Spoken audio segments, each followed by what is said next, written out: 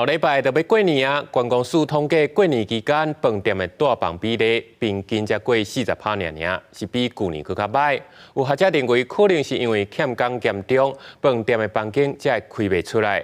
另外嘛，建议应该趁过年期间评估风景区的观光状况，进来检讨各地的改善方案。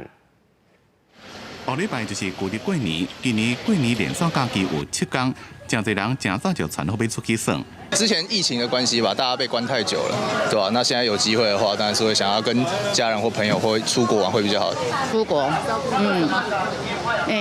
因为你在台湾那么久了，其实看得差不多，而且一方面花费会比较高一点。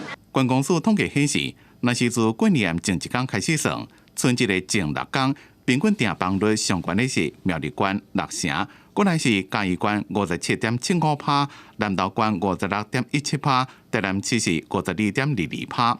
所来照顺序是云林、花莲差不多5成。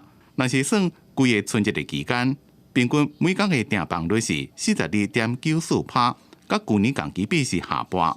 较于往年来说，大约有1到2成左右的落差。